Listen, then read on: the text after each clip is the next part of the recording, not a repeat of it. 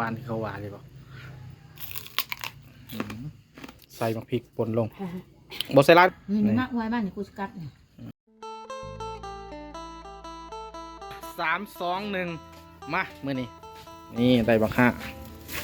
นี่บักฮะงามๆเลยโอ้โหกับใส่ละจองกับต้มปลาคอมือนี่ปลาต้มปลาคอน้อยปลาคอกังอุ้ยเปื่อยเบื่อเละไปเลยปงต้มป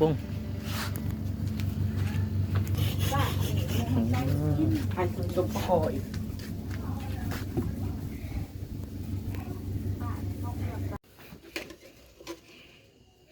นี่เนาะปลาหน่อยต้มอู้จนเละเบิดแล้วแต่ทอปากมึงนั่นเนาะทำบริพารมึงนั้นเละตุ้มเตะจะงงฮะ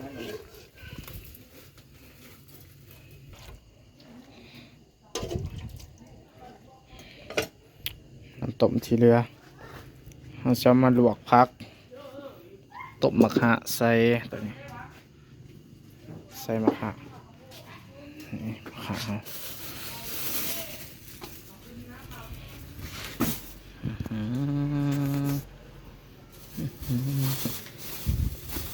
โอเคเอาไปล้างก่อนมะขะกับพักยังไงพักยัง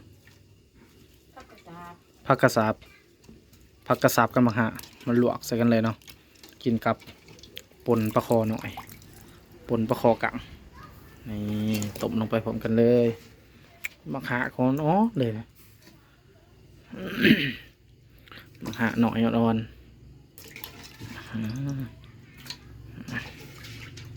มะขะกับมะขะหวานเนาะนี่ใบสีๆมันหวานที่เขาหวานเลยบอก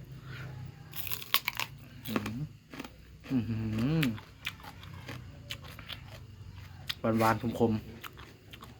พอได้หมักกินคมหน่อยคือว่าแซ่บ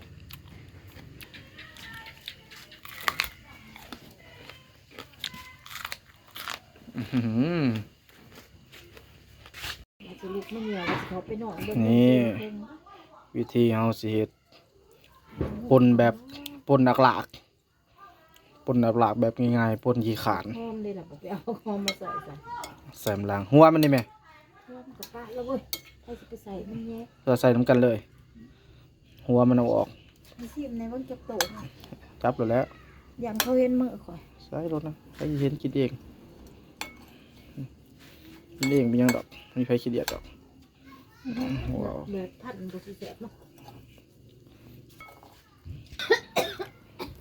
หลังจากเท้าหัวแล้วออกแล้วเนาะใส่มักพริกป่นลงบดใส่ร้านไหมเนาะใส่ร้ายเติบก็เอาหนำลงไปเลยเรียบร้อยนี่ตัวไหมโอ้ไปชุบเป็ดกระทู้บอกนะเอาเผ็ดดอกเห็ดเป็นปนเป็นเดียวแล้วกันสิได้มาเห็ดใหม่อีกมันย่างก็ต้องไปผัดไตตัวสีใส่มะกอกแล้วนี่เนาะใส่ผักบัวมาดิบใส่ได้ผักบัวกับแบบบดต้องซอยแล้วนะเห็ดแบบง่ายๆแบบปนขี้ขาน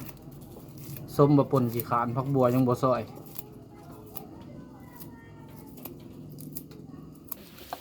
จะเสพอยู่บ่อย่าว่าจะเสพอยู่บ่ปนขี้ขาน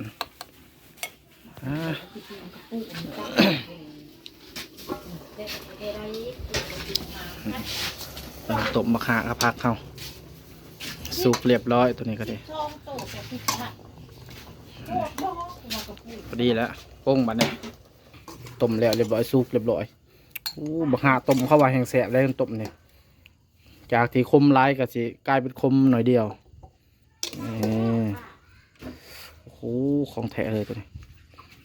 ปลาก็น้ำซุปเลยกันสดสุดยอดเทเลย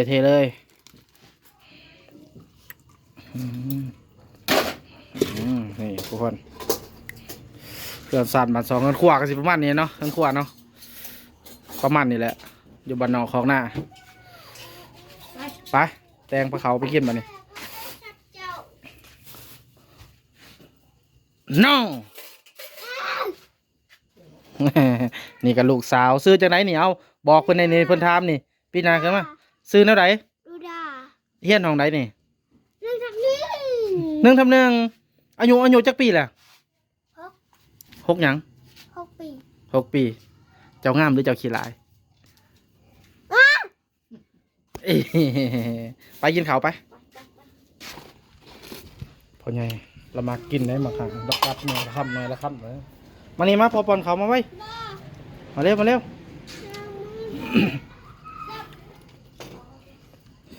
เอามากินข้าวทำกันทุกคนทำแหลกแหกมันอืม มีแต่คำแรกแขกบ้านอยู่แหละแล้วกิน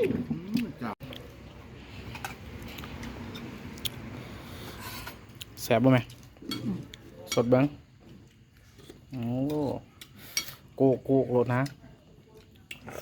นี่เอาที่พอกัดที่มาหาพอ กูสมัครนี่นี่มักไว้บ้านนี่กูสกัดนี่ แสบขนาด เฮ้ยคือเนาะเป็นย่าพอมั้ยพี่น้องเนาะกินร่องเบิ้ง มึงหา นั่น หา เขายังนั่งอยู่นี่นะ มักมีพอ หอดอืม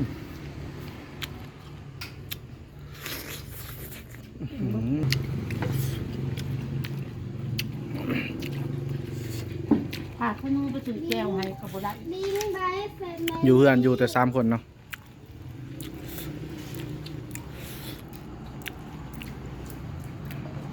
มาเลยทุกคนกินข้าวแสบๆเหมือนกัน ก็บ่ได้เพราะ พอกันคลิปหนะสำหรับคลิปนี้ ขอลาไปก่อน บินไป เอาไหมจะคำไหมกัดมาหาใช่ไหม